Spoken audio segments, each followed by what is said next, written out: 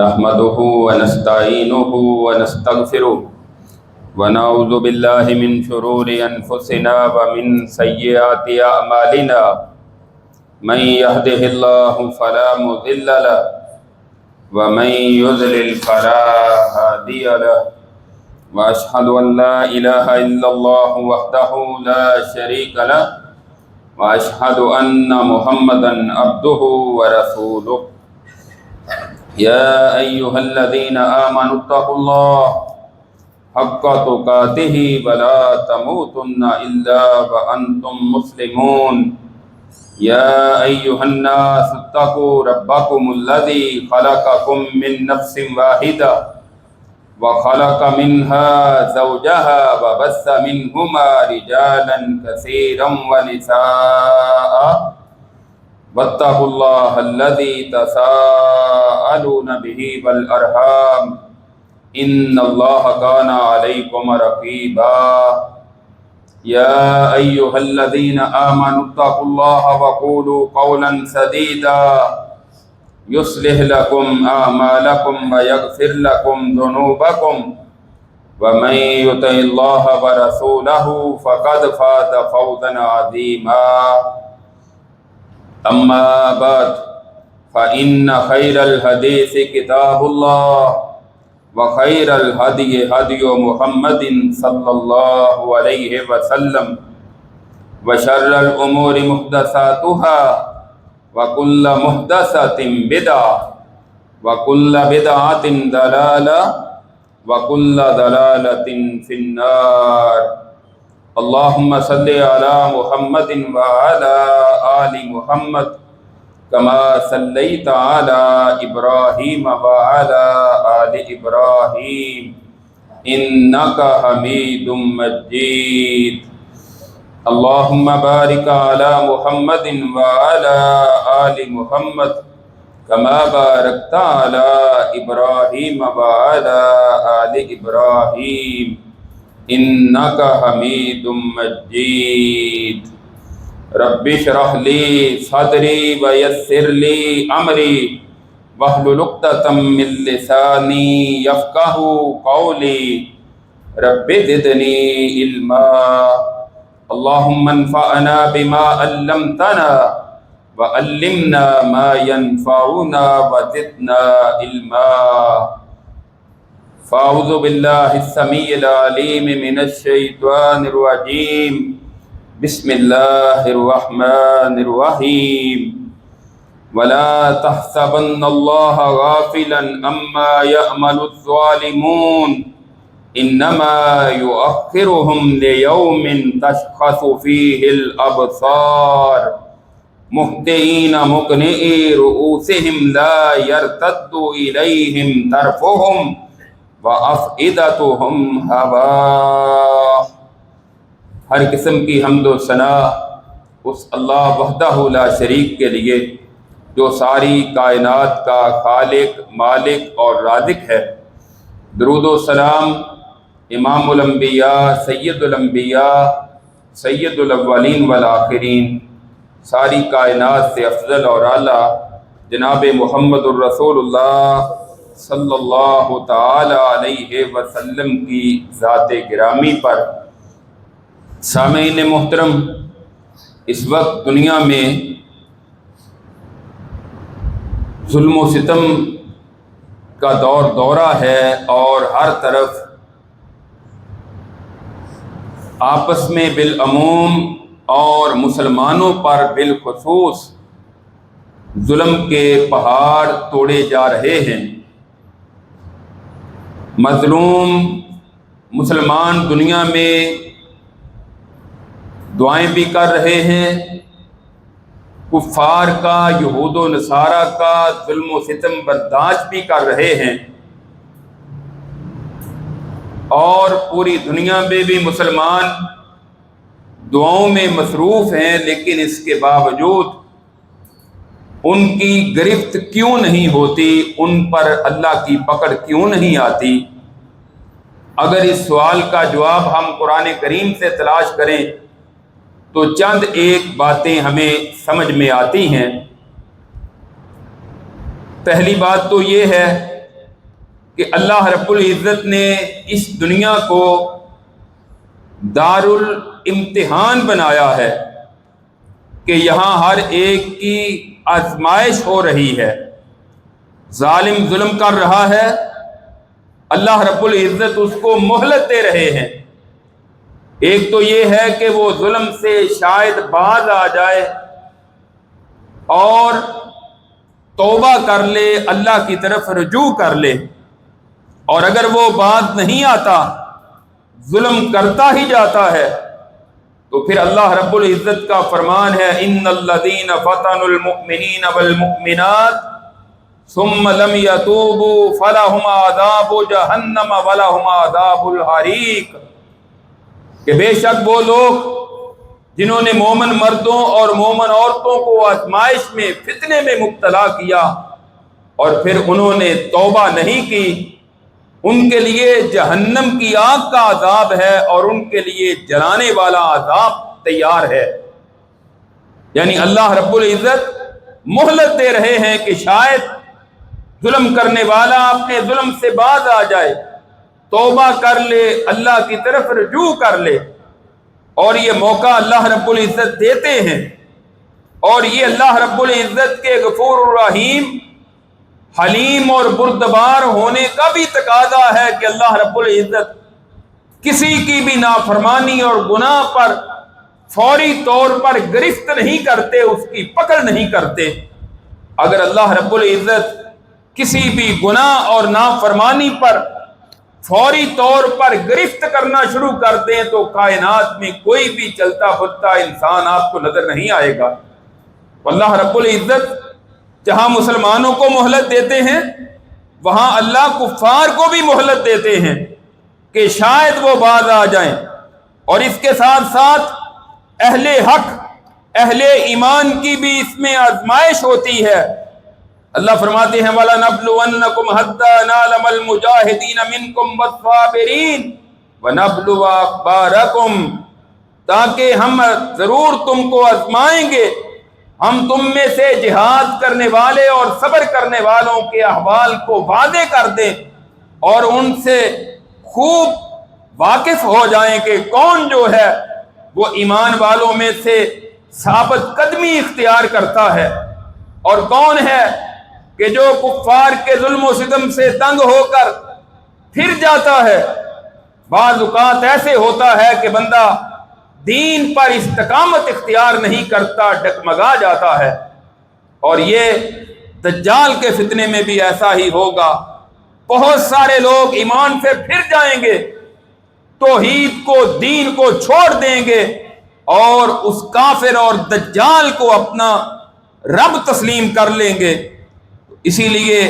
رسول اللہ صلی اللہ علیہ وسلم دجال کے فتنے سے پناہ بھی مانگا کرتے تھے اور اپنی امت کو بھی تعلیم دی ہے کہ حق پر ثابت قدمی اختیار کی جائے۔ اور ثابت قدمی کی مثالیں صحابہ اکرام کی ہمارے سامنے ہیں کہ کس طرح انہوں نے ظلم و ستم برداشت کیا لیکن حق کو چھوڑا نہیں ہے۔ اور اسی طرح بعض اوقات ایسے ہوتا ہے کہ انسان مایوس ہو جاتا ہے اور پھر اللہ رب العزت کی طرف سے مدد آتی ہے، جو اس مدد کی انسان کو خوشی ہوتی ہے اور جو اس کی وجہ سے انسان کو سرور اور فرحت ملتی ہے، وہ کمال درجے کی ہوتی ہے۔ اور اللہ رب العزت نے انبیاء علیہم السلام کا بھی ذکر کرتے ہوئے فرمایا حَتَّى إِذَا اسْتَيْأَسَ الرُّسُلُ وَظَنُّوا أَنَّهُمْ قَدْ كُذِبُوا جَاءَهُمْ نَصْرُنَا فَنُجِّيَ مَن نَّشَاءُ وَلَا يُرَدُّ بَأْسُنَا عَنِ الْقَوْمِ الْمُجْرِمِينَ، یہاں تک کہ جب کچھ رسول بھی نا امید ہو گئے اور انہوں نے بھی یہ گمان کر لیا کہ وہ جھٹلا دیے گئے ہیں، پھر ہماری مدد آئی اور پھر ہم نے جس کو چاہا نجات دے دی، اور مجرم قوم سے پھر ہمارا عذاب جو ہے وہ ٹالا نہیں جاتا۔ یعنی اللہ رب العزت کچھ دیر کے بعد لوگوں کی مدد بھی کرتے ہیں۔ اور اس کی ایک وجہ یہ بھی ہمیں حدیث سے سمجھ آتی ہے جو کہ صحیح بخاری میں حدیث ہے۔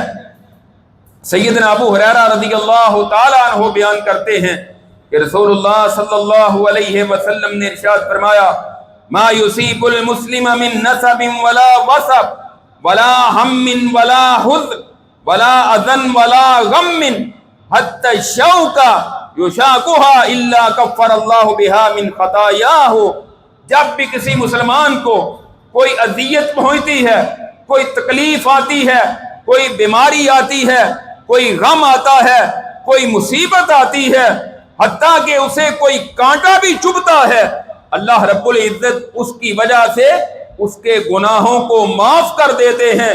اور اللہ رب العزت اس کے گناہ ختم کر دیتے ہیں، اور بعض اوقات اس کے درجات کو بلند کر دیتے ہیں. ہو سکتا ہے کہ جن پر ظلم و ستم ڈھایا جا رہا ہے ان کے اپنے بڑے گناہ ہو، لیکن اس آزمائش کی وجہ سے اللہ ان کو اس دنیا میں گناہوں سے پاک کر دیتے ہیں، اور پھر وہ اپنے رب سے ملتے ہیں تو وہ اپنے گناہوں سے پاک ہو کر اپنے رب کی ملاقات کرتے ہیں. ایک حکمت ہمیں یہ بھی سمجھ آتی ہے، اور بعض اوقات اس سے بھی اوپر والا درجہ ہوتا ہے. اسی طرح حضرت ابو ہریرہ رضی اللہ تعالیٰ عنہ کہتے ہیں رسول اللہ صلی اللہ علیہ وسلم نے فرمایا ما يزال البلاء بالمؤمن والمؤمنة حتى في نفسه وولده وماله حتى يلقى الله وما عليه خطيئة، کہ بندہ مومن کو اور مومنہ عورت کو اپنی جان کے بارے میں مشکلات آتی ہیں، آزمائشیں آتی ہیں، اپنی اولاد کے بارے میں، اپنے مال کے بارے میں، یہاں تک کہ وہ اپنے رب سے جب ملاقات کرتا ہے تو اس کا پھر کوئی گناہ باقی نہیں رہتا. اور اسی طرح بعض لوگوں کو اللہ تعالیٰ اس سے بھی اعلیٰ درجہ عطا کرتے ہیں، شہادت کا درجہ. وہ بھی تو کفار سے لڑے کا مقابلہ ہوگا تو پھر شہادت کا درجہ ملے گا، کہ شہادت کا درجہ جس کا اجر اللہ رب العزت نے اپنی جنت کی صورت میں رکھا ہے، اور شہید کے لیے اتنا اعلیٰ مقام تیار کیا ہے کہ جو باقی عام اہل ایمان کے لیے وہ مقام اور مرتبہ تیار نہیں کیا. تو جنت میں اعلیٰ مقام حاصل کرنے کا بھی ایک ذریعہ یہ کفار کے ساتھ لڑائی کرنا، جہاد کرنا، قتال کرنا، اور ان کا ظلم اور تکلیفیں برداشت کرنا. اور یہ صرف تھوڑی سی زندگی ہے جس میں ہے، یہ ہمیشہ کی زندگی میں نہیں ہے. صحیح مسلم میں ہے، رسول اللہ صلی اللہ علیہ وسلم فرماتے ہیں، حضرت انس بن مالک رضی اللہ تعالیٰ عنہ اس حدیث کے راوی ہیں، آپ نے فرمایا ایک بندہ جس کو ساری عمر پریشانیوں میں گزر گئی، ظلم و ستم برداشت کرتے ہوئے تنگی اور تکلیف میں عمر اس کی گزر گئی، اللہ رب العزت قیامت کے دن جنت میں ایک غوطہ یعنی جنت کا ایک چکر لگوائیں گے، اور پھر پوچھیں گے بندے بتا تیری دنیا کی عمر کیسی گزری ہے؟ وہ کہے گا یا اللہ کبھی دنیا میں مجھے کوئی پریشانی آئی ہی نہیں، آج 5 10 سال 20 سال ظلم برداشت کیا، کفار کے حملے برداشت کیے، اذیتیں برداشت کی، لیکن اس کے بعد جب جنت کا ایک چکر لگے گا تو سارے کے سارے بھول جائیں گے. اور وہ کفار جو آج دنیا میں دندناتے پھرتے ہیں، دہشت گرد بنے ہوئے ہیں اور مسلمانوں پر حملے کر رہے ہیں، اور دنیا کی آسائشیں، دنیا کی سہولیات، دنیا کا مال و متاع، سونا چاندی اور دنیا کے خزانے ان کے پاس وافر موجود ہیں، قیامت کے دن جہنم کا ایک چکر لگوایا جائے گا اور پوچھا جائے گا کیسی عمر گزار کے آئے ہو؟ کہیں گے یا اللہ کبھی ہم نے سکھ کا ساتھ لیا ہی نہیں، کبھی ہمیں سکون ملا ہی نہیں، کبھی ہم نے دنیا میں آرام اور راحت حاصل ہی نہیں کی. اسپیکر کا مسئلہ ہے تو اوپر والا چلا دیں، بڑا اسپیکر. تو محترم بھائیوں، یہ بات ہمیں سمجھ میں آتی ہے کہ جب ہم ظلم و ستم برداشت کرتے ہیں، دنیا میں ہمیں کسی جج سے، کسی قاضی سے، کسی عدالت سے، وہ نیشنل سطح کی ہو یا انٹرنیشنل سطح کی عدالت ہو، اس سے انصاف ملے یا نہ ملے، وہ سارے پاک جہان کا جو بادشاہ ہے، ساری کائنات کا جو رب ہے، رب العالمین، مالک یوم الدین، اس کی عدالت میں انشاءاللہ ہر ایک کو ضرور انصاف ملے گا.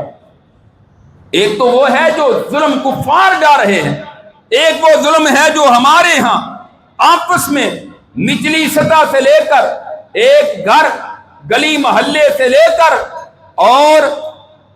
ملکی سطح پر جس کے پاس اقتدار ہے وہ اقتدار کے نشے میں عوام پر ظلم و ستم کرتا ہے، کسی کے پاس عہدہ اور منصب ہے وہ اس کے نشے میں لوگوں پر ظلم و ستم کرتا ہے، کسی کے پاس مال ہے وہ اس مال کے نشے میں لوگوں پر ظلم و ستم کرتا ہے۔ ان سارے کے سارے حالات میں ہر ظلم کرنے والے کو ڈر جانا چاہیے، بچ جانا چاہیے۔ جو آیات میں نے شروع میں تلاوت کی ہے، اللہ رب العزت نے ان میں یہی ارشاد فرمایا ہے وَلَا تَحْسَبَنَّ اللَّهَ غَافِلًا عَمَّا يَعْمَلُ الظَّالِمُونَ۔ لوگوں اللہ کو اس سے بے خبر نہ سمجھو جو ظالم کر رہے ہیں، انما یؤخرهم لیوم تشخص فیہ الابصار، بے شک وہ اللہ ان کو مہلت دے رہا ہے اس دن کے لیے جس دن ان کی آنکھیں پھٹی کی پھٹی رہ جائیں گی، مہطعین مقنعی رؤوسہم لا یرتد الیہم طرفہم، اور وہ اپنی سروں کو اوپر اٹھائے ہوئے جھکائے ہوئے دوڑ رہے ہوں گے، ان کی یہ کیفیت ہوگی، ان کی نظر پلٹ کر بھی نہیں آئے گی، افئدتہم ہوا، اور ان کے دل اڑے ہوئے ہوں گے۔ اس کیفیت میں، اس صورتحال میں اس دن ان کو پھر کوئی نجات دینے والا نہیں ہوگا، کوئی ان کے کام نہیں آئے گا۔ اللہ رب العزت ہر ظالم کو پکڑے گا اور اس کو اس کی سزا دے گا۔ اور اسی لیے رسول اللہ صلی اللہ علیہ وسلم نے جو مظلوم ہے اس کو جو حق دیا ہے، ایک تو قرآن نے اس کو حق دیا ہے نا کہ وہ ویسے کسی کے بعد خلاف بات کرے تو وہ غیبت کی صورت بن جاتی ہے، لیکن جب کوئی مظلوم ظالم کے خلاف احتجاج کرتا ہے، اپنی آواز بلند کرتا ہے، اللہ نے قرآن میں اس کو اجازت دی ہے، فرمایا لا يحب اللہ الجہر بالسوء من القول الا من ظلم، اللہ پسند نہیں کرتے کسی بری بات کا اظہار کیا جائے، لوگوں کے سامنے بلند کی جائے، مگر جس پر ظلم کیا جائے اس کو اجازت ہے کہ جس پر ظلم ہو رہا ہے وہ ظالم کے خلاف اپنی آواز بلند کرے، اللہ اجازت دیتے ہیں۔ اور دوسری طرف ظالم کو تنبیہ کی کہ مظلوم کی بد دعا سے بچ جاؤ۔ آج ہمارے ہاں کوئی دوسرے کے پلاٹ پر قبضہ کر لیتا ہے، کوئی کسی کی جائیداد پر قبضہ کر لیتا ہے، کوئی کسی کے پیسے ہتھیا لیتا ہے، کوئی رشوت کے طور پر، کوئی سود کے طور پر، کوئی کسی سے ادھار لے کر واپس نہیں دیتا، کوئی کسی سے کوئی مال لیتا ہے اس کی قیمت ادا نہیں کرتا، اور وہ یہ سمجھتا ہے کہ مجھے کون پکڑے گا، مجھ سے کون لے لے گا۔ یہ حرکت دنیا میں کرتے ہو اور یہ یاد نہیں رکھتے کہ اگر مظلوم نے بد دعا دے دی تو تمہاری آخرت تباہ و برباد ہو جائے گی۔ حضرت معاذ بن جبل رضی اللہ تعالیٰ عنہ کو رسول اللہ صلی اللہ علیہ وسلم نے جب یمن کا والی مقرر کیا تو آپ نے ان کو جو نصیحتیں کی تھی اس میں سے یہ بھی تھی اتقِ دعوت المظلوم فإنها ليس بينها وبين الله حجاب، اے معاذ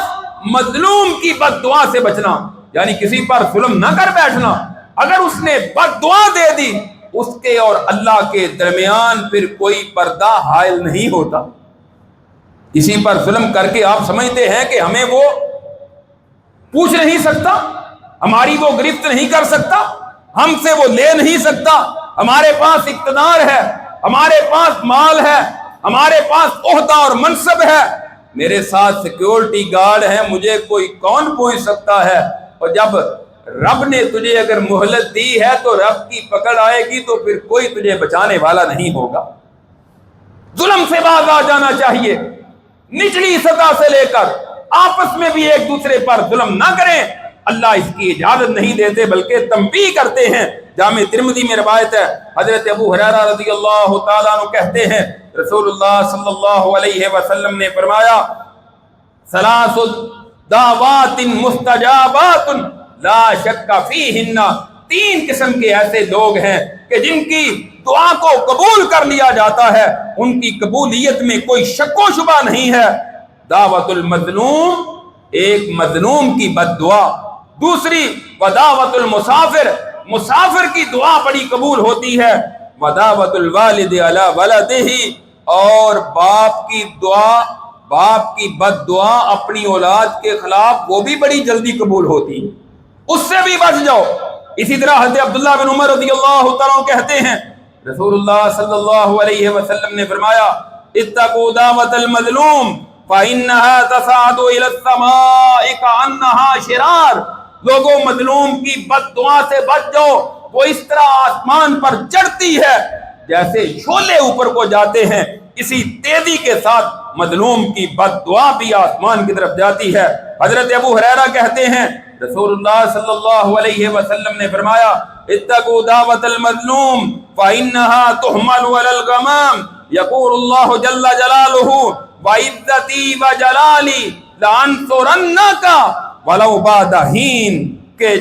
فرمایا مظلوم کی بد دعا سے بچ جاؤ، وہ بادلوں کے اوپر جاتی ہے، حتیٰ کہ اللہ رب العزت کہتے ہیں مجھے میری عزت میرے جلال کی قسم میں تیری ضرور مدد کروں گا، اگرچہ کچھ دیر کے بعد ہی کیوں نہ کروں۔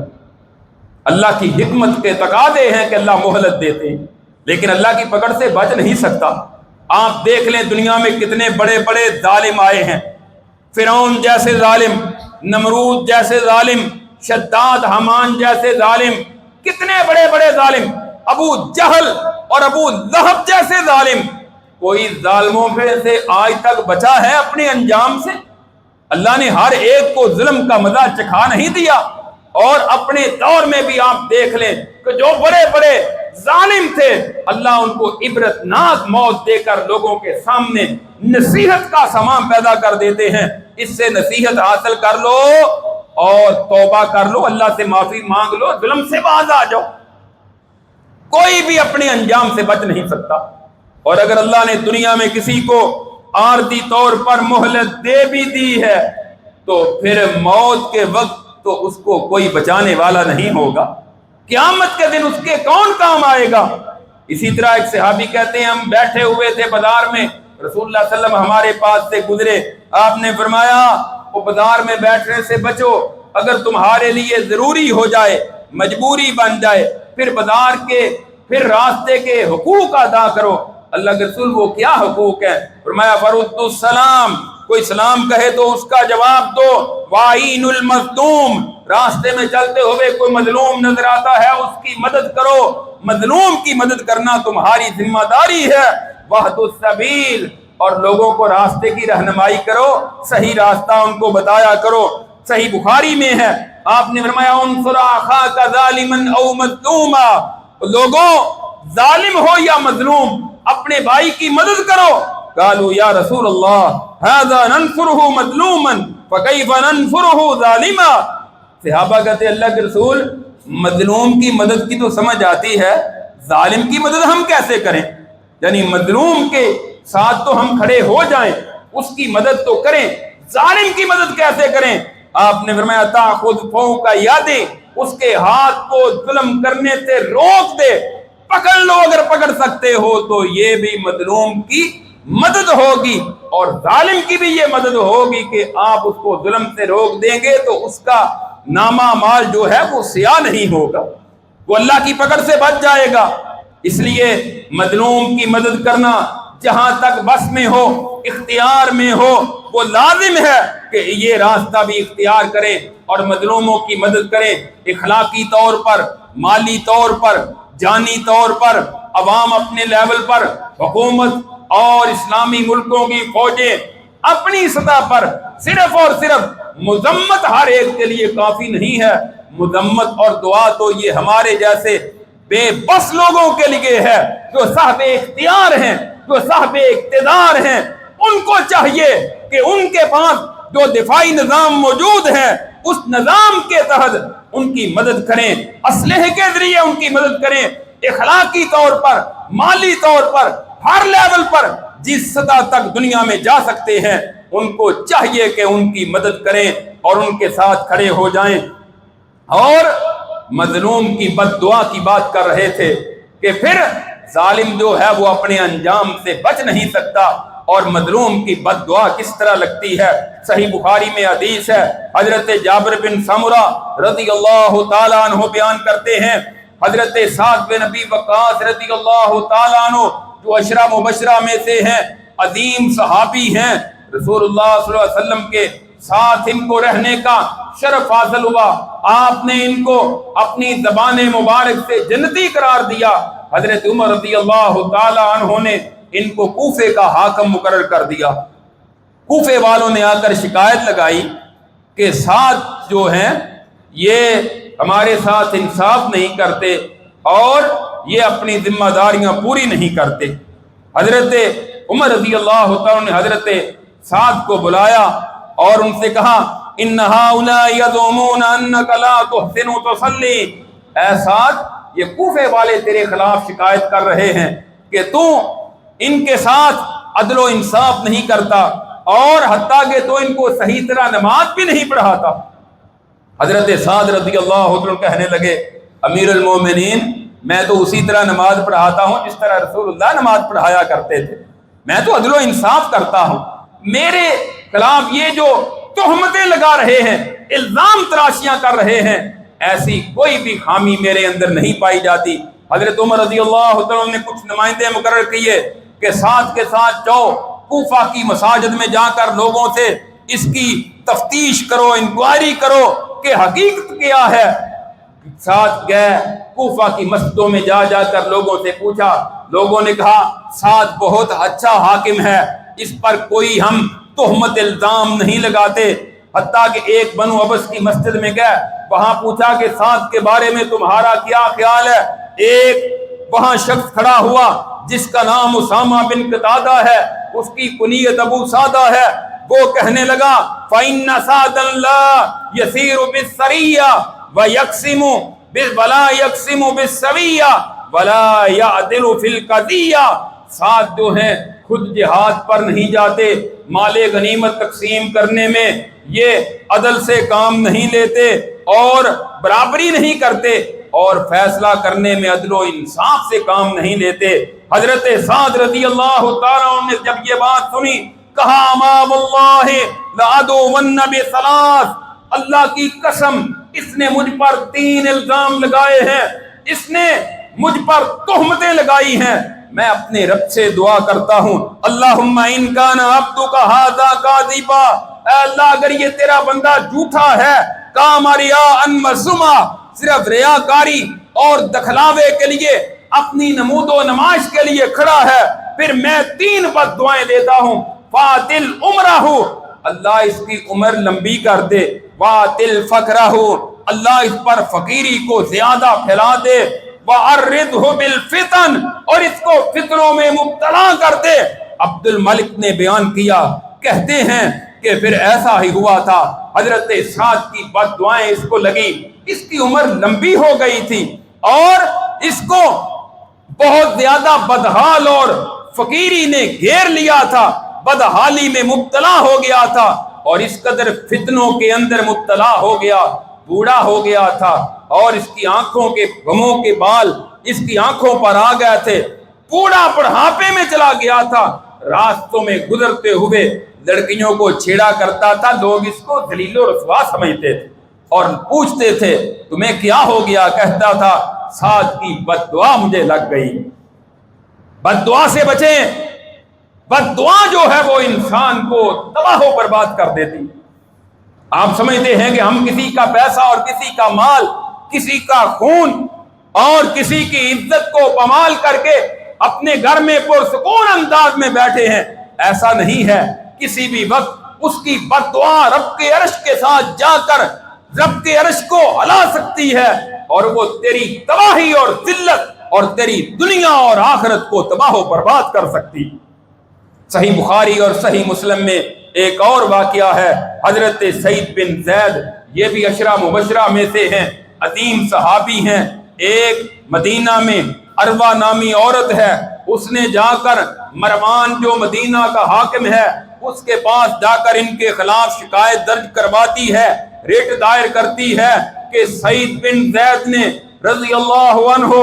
میری زمین پر قبضہ کر لیا ہے۔ وہ حاکم مدینہ حضرت سعید رضی اللہ تعالیٰ عنہ کو بلا کر پوچھتے ہیں، حضرت سعید بن زید کہتے ہیں میں اس کی زمین پر کیسے قبضہ کر سکتا ہوں جبکہ میں نے کائنات کے امام جناب محمد الرسول اللہ صلی اللہ علیہ وسلم سے خود سنا ہے، من اخذ شبرا من الارض بغیر حقہ